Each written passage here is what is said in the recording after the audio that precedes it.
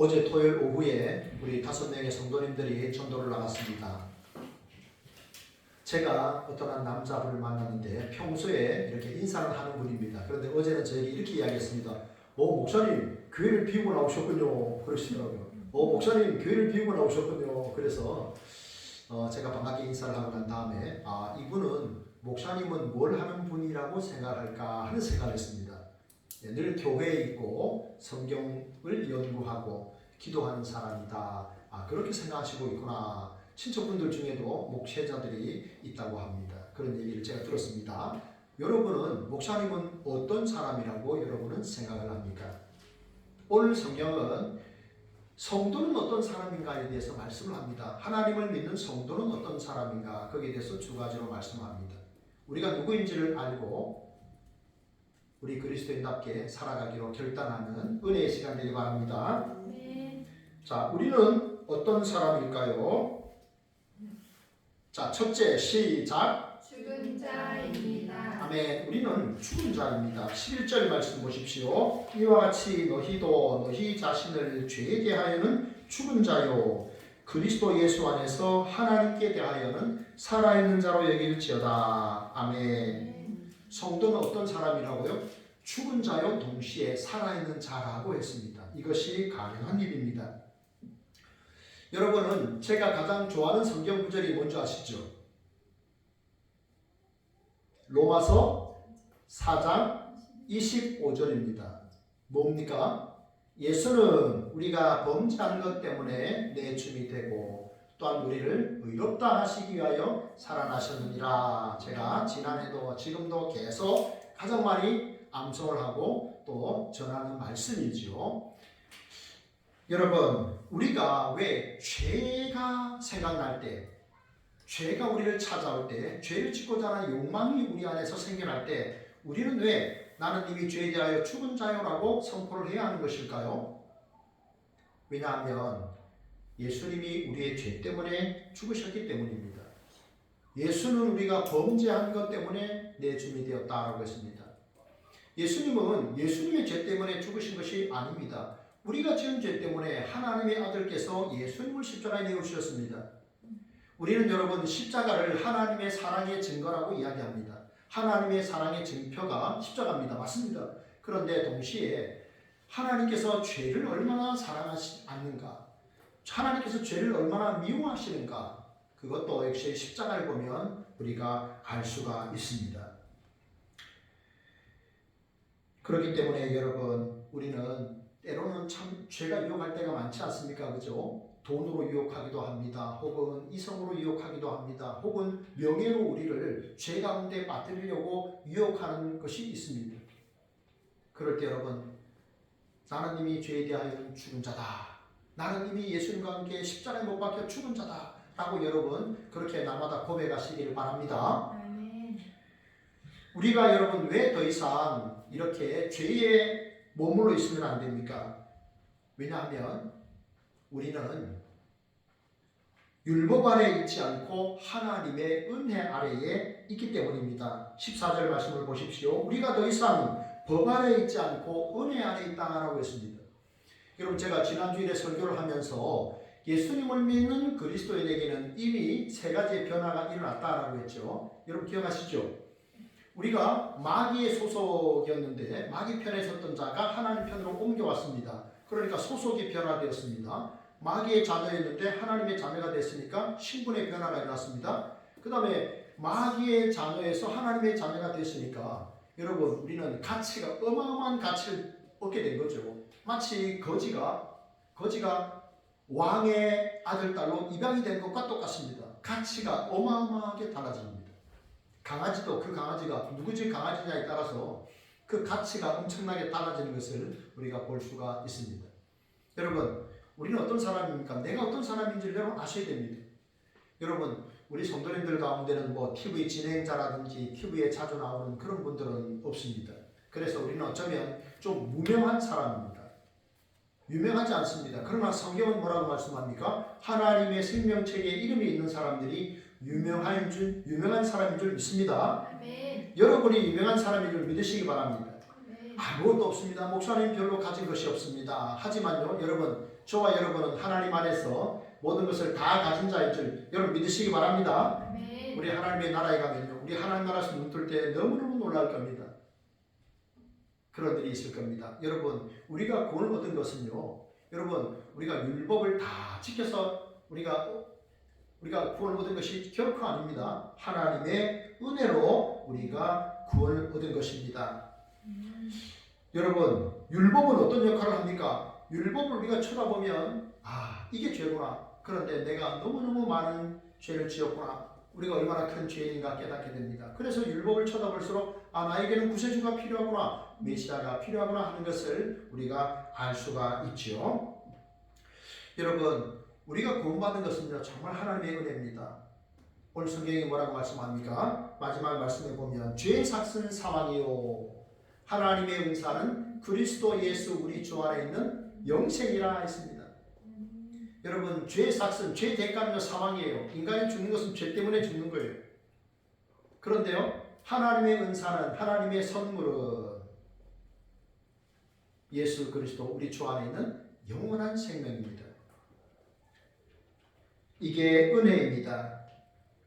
여러분, 우리가 하나님을 알기 전에는, 예수님을 알기 전에는 어떤 인생을 살았는가?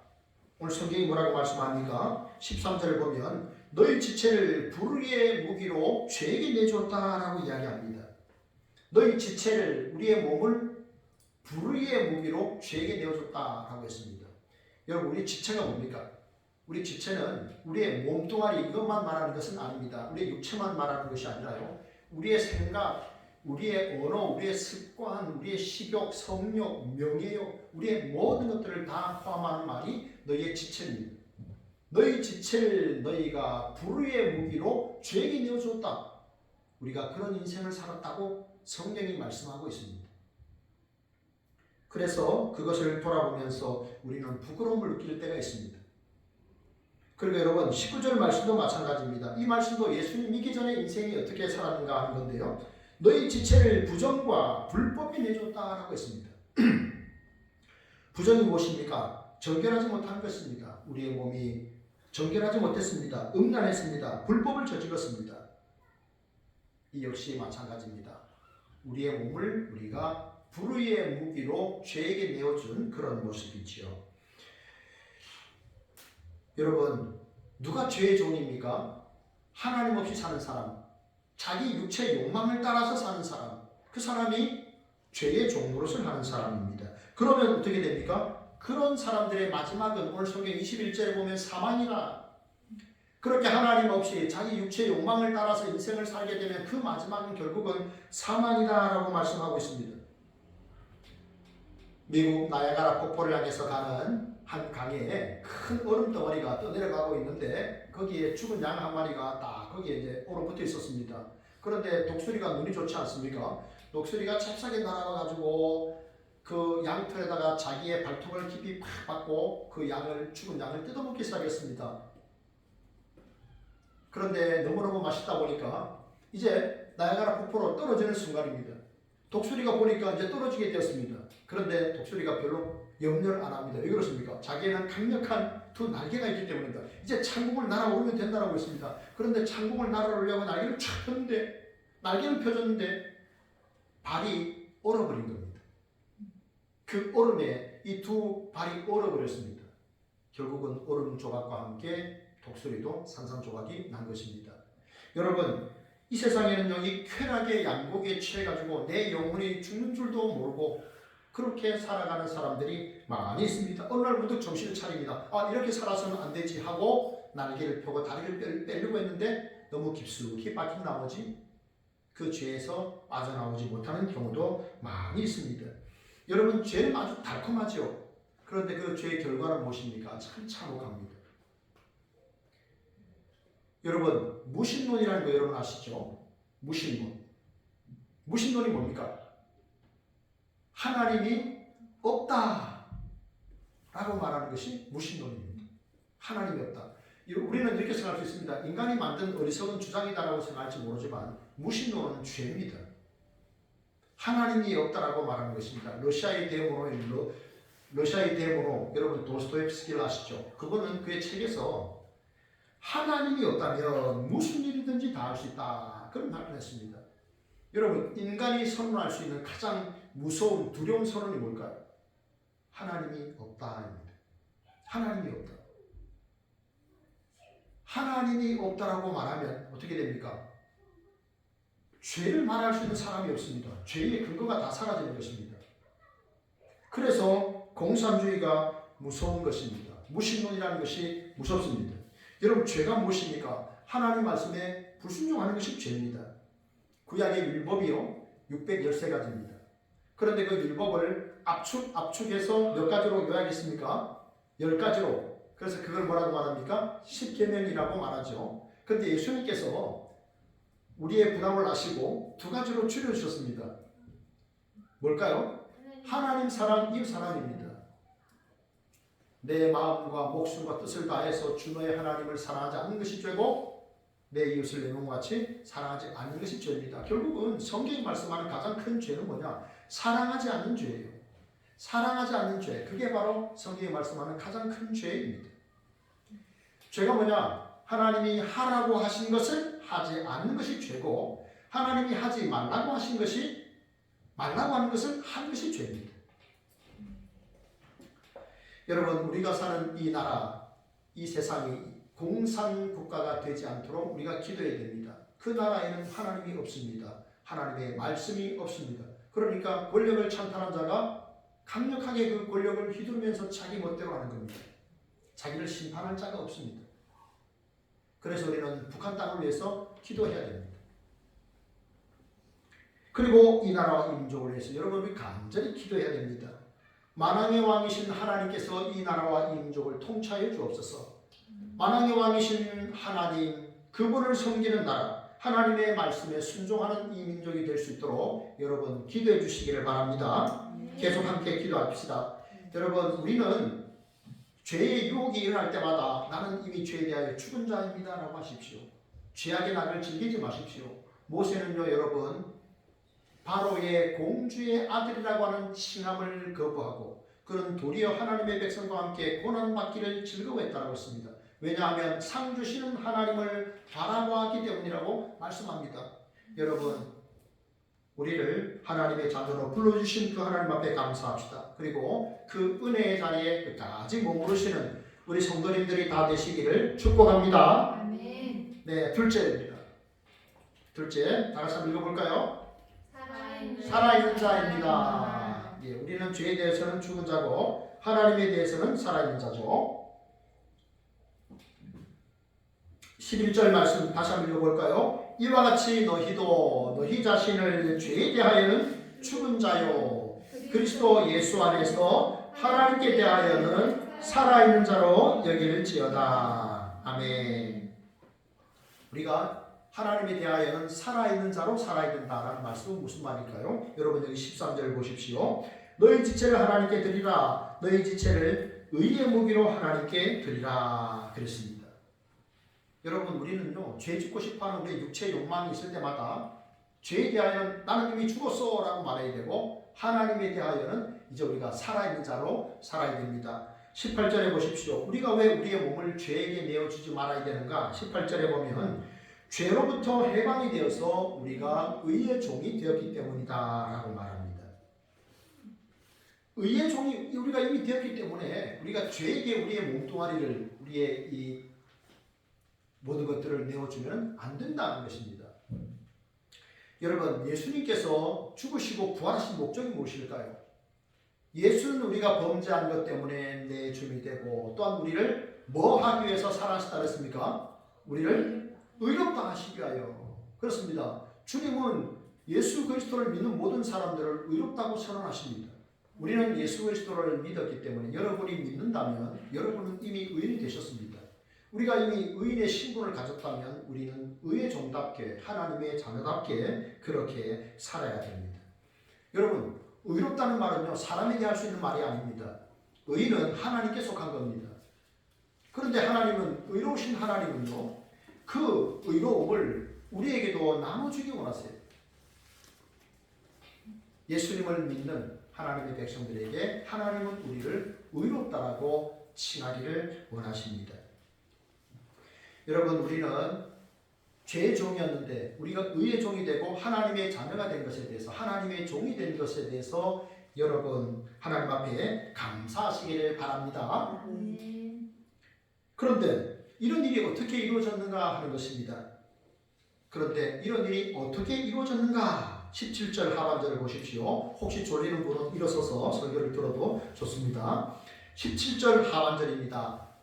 너희가 본래 죄의 종이더니 너희에게 전하여 준 바 교훈의 본을 마음으로 순종하여. 아멘. 너희가 본래 죄의 종이더니 너희에게 전하여 준 바 교훈의 본을 마음으로 순종했다라고 이야기했습니다. 여러분, 로마의 사람들이 어떻게 복음을 들었을까요? 사도 바울이 예수 그리스도의 복음을 로마에 가서 전했습니다. 그리고 또 다른 많은 전도자들이 로마에 있는 로마 시민들에게 가서 복음을 전했습니다. 그래서 그들이 믿게 되었습니다. 복음을 들었습니다. 예수님을 믿게 되었습니다. 사람이 마음으로 믿어 의에 이르고 입으로 신하여 구원에 이른다라고 했습니다. 사람이 마음으로 믿어 의에 이르고 입으로 신하여 구원을 얻는 것입니다. 그리고 이 사람들은요, 어떻게 합니까? 구원 얻은 하나님의 사람들이 그 하나님의 말씀에 열심히 순종하며 살았던 것이죠. 여러분, 우리가 다른 사람들이 신앙생활을 잘한다라고 말할 때 그 사람들은 뭘 잘하는 걸까요? 신앙생활 잘하는 사람은 뭘 잘하는 걸까요? 순종을 잘하는 겁니다. 신앙생활 잘한다라고 하는 것은요, 하나님의 말씀을 듣고 순종을 잘하는 사람, 그 사람을 신앙생활 잘하는 사람이라고 말합니다. 여러분, 아침에 공동체 성경 읽기를 할 때 여러분들이 출근하는 분들이라면은 또 이렇게 걷거나 이렇게 하면서 차 안에서 이렇게 들을 수 있겠죠. 그런데 그렇지 않은 경우라면 여러분들이 성경을 펼쳐놓고, 저는 요즘 그렇게 합니다. 이제 성경을 펼쳐놓고 이렇게 같이 따라합니다. 들으면서 입으로 이렇게 따라합니다. 그렇게 하시고, 그 다음에 여러분 아침에 딱 일어나면요, 성경부터 여러분 붙으십시오. 읽으십시오. 성경이 하나님의 말씀이고 생명이 거기 있습니다. 그래서 성경을 읽고 난 다음에 그 다음에 어떻게 해야 됩니까? 그 하나님의 말씀을 그 다음에는요 어떻게 돼요? 그 말씀 중에 내가 하나를 붙드는 겁니다. 감사면 감사, 기도면 기도, 전도면 전도, 이렇게 어떤 단어를 붙드는 겁니다. 그리고 내가 감사할 거리가 있다라고 하면 누군가에게 감사의 말을 하고, 또 누군가를 위해서 내가 꼭 기도해야 되겠다라고 하면 기도를 하는 겁니다. 그 다음에 내가 찬송을 하리라 하면 또 찬송을 부르는 것이죠. 그렇게 여러분들이 그 하나님의 말씀을 듣고 그대로 순종하면 그게 신앙생활을 참 잘하는 모습입니다. 여러분, 요한복음 14장 21절, 얼마 전에 우리가 또 암송한 구절이기도 한데요. 요한복음 14장 21절 한번 같이 해볼까요? 나의 계명을 가지고 지키는 자라야 나를 사랑하는 자니, 나를 사랑하는 자는 내 아버지께 사랑을 받을 것이요 나도 그를 사랑하여 그에게 나를 나타내리라 그랬죠. 나의 계명을 가지고 지키는 자라야 나를 사랑하는 자입니다. 우리가 예배 시간을 우리가 하나님 앞에 정말 잘 드리기 위해서 일찍 잠을 자고 예배에 집중하는 것, 그것 역시도 하나님을 사랑하는 사람의 모습입니다. 하나님을 사랑하는 사람의 모습은 불신자와는 달라야 하는 것이죠. 여러분은 마귀의 종입니까? 하나님의 종입니까? 여러분은 죄의 종입니까? 의의 종입니까? 하임이라고 하는 신학자는 이런 말을 했습니다. 하나님의 종이 된다는 것은 최고의 자유다. 하나님의 종이 된다는 것은 최고의 자유다. 여러분은 어떻게 생각하십니까? 하나님의 종이 된다는 것은 인간이 누릴 수 있는 최고의 자유다. 여러분도 그 말씀에 동의하십니까? 하나님의 종은 어떤 사람일까요? 오늘 성경에 여기 22절에 보면 열매를 맺는 사람이다 라고 말합니다. 하나님의 종들은 어떤 사람인가? 열매 맺는 사람입니다. 어떤 열매입니까? 거룩함이라는 열매입니다. 거룩함이라는 열매. 그런데 여러분, 이 거룩함은요, 우리가 하나님을 떠나서는 맺을 수가 없습니다. 예수님을 떠나서는 이 거룩함이라는 이 열매를 우리가 절대로 맺을 수가 없어요. 단 1%도 불가능한 일입니다. 우리가 거룩한 열매를 맺으려면 예수 그리스도 안에 있는 겁니다. 하나님 안에 있을 때만 우리가 거룩의 열매를 맺을 수가 있습니다. 예수님이 말씀하셨죠. 요한복음 15장 5절에 나는 포도나무요 너희는 가지니 그가 내 안에 내가 그 안에 있으면 이 사람은 과실을 많이 맺나니 나를 떠나서는 너희가 아무것도 할 수 없습니다. 여러분 포도 그 가지에서 열매를 맺는데 그 포도 가지가 열매를 많이 맺으려면요 뭘 해야 됩니까? 포도나무에 딱 붙어 있으면 되는 겁니다. 포도나무에 딱 붙어 있으면 되는 거예요. 우리가 주님께 딱 붙어 있으면 열매는 나무가 맺어주는 겁니다. 여러분들이 주님께 붙어 있기를 축복합니다. 아멘. 열매에 대해서는요 또 갈라디아서 5장에서 말씀합니다. 갈라디아서 5장 22, 3절에 보면 오직 성령의 열매는 사랑과 희락과 화평과 오래 참음과 자비와 양성과 충성과 온유와 절제니 이 같은 것을 금지할 법이 없느니라 그랬죠. 그런데 여러분 이 갈라디아서 5장을 잘 보면요 여기에 거룩이란 말이 있습니까 없습니까? 거룩이란 말이 없습니다. 그런데 여러분 이 9가지 모든 열매가 거룩입니다. 왜냐하면요 여러분 이 거룩이 뭡니까? 거룩은 구별되다라는 뜻입니다. 보십시오. 사랑이 없는 시대입니다. 그래서 우리가 삭막한 시대라고 말합니다. 자비가 없습니다. 오래 참지는 않습니다. 그런 삭막하고 어쩌면 살벌한 시대입니다. 자비, 남의 입장을 들어주는 것 참 그런 것이 없는 시대입니다. 그런 시대에 우리가 사랑을 베푸는 겁니다. 인내하며 사는 겁니다. 용서하는 겁니다. 오래 참아주는 것입니다. 그리고 맡겨진 일에 충성하는 겁니다. 대충 하는 것이 아니라 충성하는 겁니다. 이렇게 구별되게 살아가는 것 그게 바로 거룩입니다.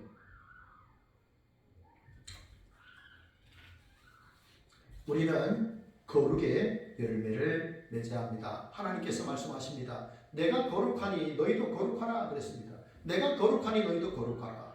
여러분 상담자가 알코올 중독자를 상담하는데 이렇게 상담하겠습니까? 선생님 술은 드실 때 조금씩만 드세요. 여러분 상담자가 그렇게 해줄까요? 자 판사가 상습 절도범에게 도둑질을 할 때는 일요일에만 하세요. 그렇게 말할까요? 여러분 이 거룩에는요 어떤 타협도 없습니다. 거룩하면은 어떤 타협도 없습니다. 하나님께서 내가 거룩하니 너희도 거룩하라 말씀했습니다. 나의 생각이 거룩해져야 됩니다. 나의 말이 거룩해져야 됩니다. 나의 습관이 거룩해져야 합니다. 그런데 여러분 우리가 그 거룩한 삶을 살려면 어떻게 해야 될까요? 요즘은 인스턴트 시대라서 음식도 이렇게 다 만들어진 것이 많이 나오지 않습니까? 그래서 가서 끓이기만 되는 그런 것도 많잖아요. 그래서 우리는 착각합니다. 거룩이라고 하는 버튼을 탁 누르면 거룩이 튀어나와서 나를 쫙 이렇게 거룩하게 옷 입혀주는 것이죠. 여러분 거룩은 그렇게 되는 것이 아닙니다. 거룩은요 내 안에 계신 예수 그리스도 그분과의 사귐, 인격적인 관계 속에서 내가 거룩해지는 거예요. 그분과의 친밀한 사귐이 있어야 내가 거룩한 그러한 삶을 살아갈 수가 있습니다. 여러분 우리는 왜 그런 구별된 삶을 살아야 되는 걸까요? 우리는 왜 죄의 종의 노릇을 하지 않고 의의 종으로 우리가 거룩한 삶을 살아야 될까요? 왜냐하면요 우리가 그렇게 살아야 하는 것은 그래야 예수님을 다른 사람들에게 드러낼 수 있기 때문입니다. 다른 사람들이 그래야 예수님을 믿을 수 있기 때문입니다. 우리 교회학교 승찬이가 이런 이야기를 했습니다. 자기가 지금 교회를 다니는데 평생 교회를 잘 다니는 것이 자기가 할 일이다. 2주 전에 그런 이야기를 했어요. 오후 성경 공부를 하면서 자기가 지금 교회를 다니는데 평생 교회를 잘 다니는 것이 내가 해야 할 일입니다. 그래서 어제 제가 칼럼에 그거를 잠깐 썼는데요.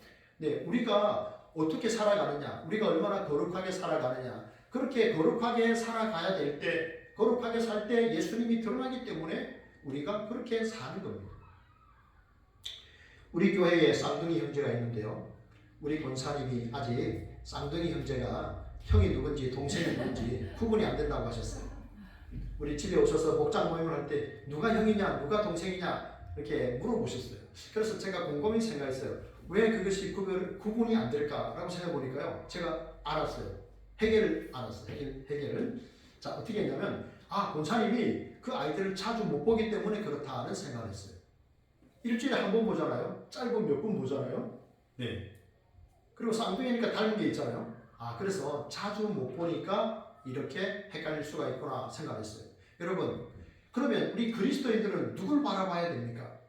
우리는 누굴 계속해서 끊임없이 바라봐야 될까요? 믿음의 주요 또 온전하게 하시는 이 예수를 바라보자. 믿음의 주가 되시고 우리를 온전하게 하시는 예수 그리스도 그분을 바라볼 때 우리가 믿음 생활을 더욱더 온전하게 할 줄로 믿습니다. 네. 여러분 끊임없이 예수 그리스도를 바라봐야 됩니다. 끊임없이 주님의 말씀에 귀를 기울여야 됩니다. 그래야 이게 마귀의 뜻인지 이게 하나님의 뜻인지 우리가 분별할 수가 있습니다. 노예를 사고 파는 한 사람이 있었습니다. 바로 이 사람인데요. 이 사람은 노예 상인이었습니다. 이미 20살 이전에 이 노예 매매업을 했습니다. 그래서 이 사람의 그 소망은요, 거부가 되는 거예요. 노예를 이렇게 잡아다가 비싼 값에 팔아서 자기가 거부가 되는 거예요. 이게 그의 삶의 목적이었습니다. 그런데 그가 어떤 계기로 인해서 예수님을 믿게 되었습니다. 그리고 그는 노예를 사고 파는 상인에서 목회자가 되었습니다. 그리고 그는 43년 동안 목회를 했습니다.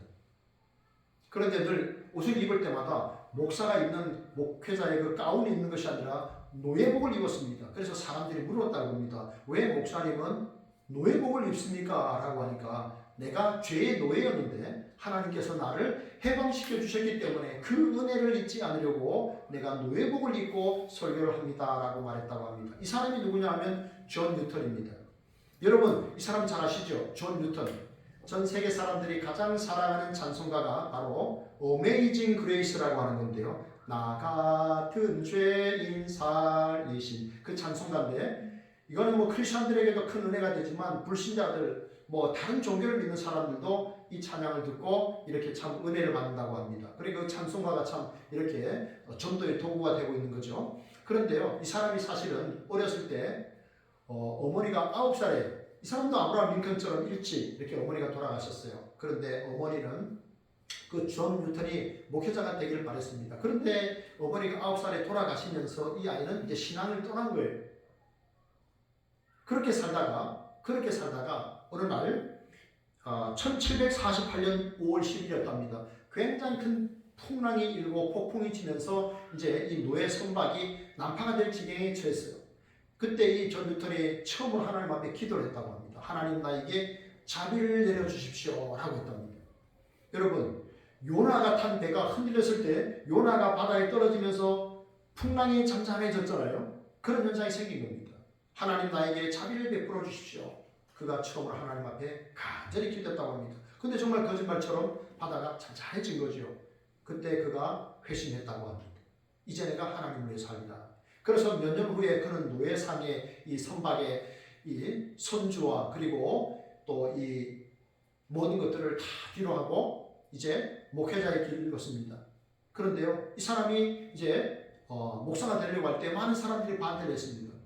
왜냐하면 그의 과거를 사람들이 알고 있었기 때문입니다. 수많은 노예들을 잡아다가 이렇게 팔고 그렇게 해서 돈을 벌었던 사람, 사랑과 자비는 없었던 아주 냉혈 인간이었던 저 사람이 목사가 된다고 해서 사람들이 많이 극렬하게 반대를 했다고 합니다.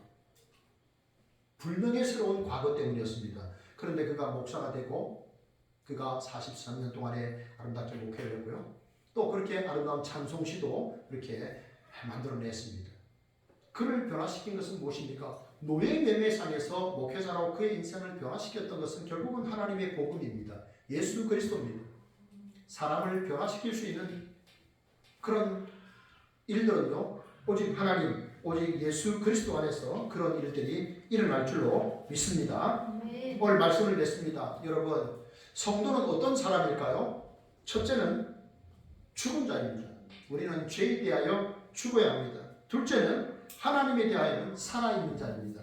여러분 무엇을 생각하십니까? 날마다 복음을 생각합시다. 천국을 생각합시다. 예수님을 좀 생각합시다. 영원한 생명에 대해서 좀 생각합시다. 죄에 대하여는 날마다 죽고 하나님에 대하여는 날마다 살아서 여러분들이 세상에서 축복의 통로로 아름다운 인생을 살아가기를 진심으로 바랍니다. 네. 우리 함께 찬양하겠습니다. 한라에서 백두까지 한라산에서 백두산까지 이 말이죠. 백두에서 땅끝까지.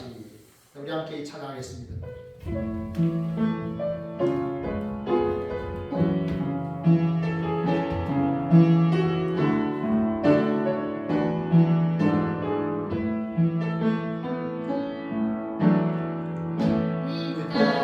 동과 서남과 가득한 죄악 용서하소서. 모든 우상들을 무너지고 주님만 높이는 나라 되게 하소서. 이 땅에 지친 모든 영혼 주 예수 사랑 알게 하소서. 저들의 아픔과 눈물 신고 주님의 보혈이 땅 칠하소서. 성령의 세바라 이 땅을 불어소서. 주의 영 그 생기로 우리를 다시 살리소. 이 땅을 하나님 영광과 그런 나라가 되게 하소서. 열방을 하나님 영광 비추는 그런 나라가 되게 하소서. 하나에서 백두까지 백두에서 땅의 끝까지 주님 오실 기분 대비하며 주님만 높이는 나라 되게 하소서. 이 땅에 주님 교회 위에 하늘의 생기 부어주소서. 열방을 치유하는 주 백성 주님의 군대를 일으켜 주소서. 성령의 세바라 이 땅을 불어소서. 주의 영 그 생기로 우리를 다시 살리소. 이 땅을 하나님 영광 거하는 그런 나라가 되게 하소서. 열방을 하나님 영광 비추는 그런 나라가 되게 하소서. 아멘. 우리는 죄에 대하여는 죽은 자요 하나님에 대하여는 살아있는 자라고 했습니다. 우리가 하나님에 대해서 살아있는 자로 그렇게 아름다운 인생을 살아갈 때 우리의 삶이 축복의 통로가 될 것이고, 그런 민족이 된다면 우리는 세계 열방을 복음화시키는 축복의 통로의 그 민족의 역할을 감당할 수 있을 것입니다. 우리가 그런 나라, 또 그런 삶, 그런 나라가 되게 하소서 함께 기도하겠습니다. 하나님 아버지 감사합니다.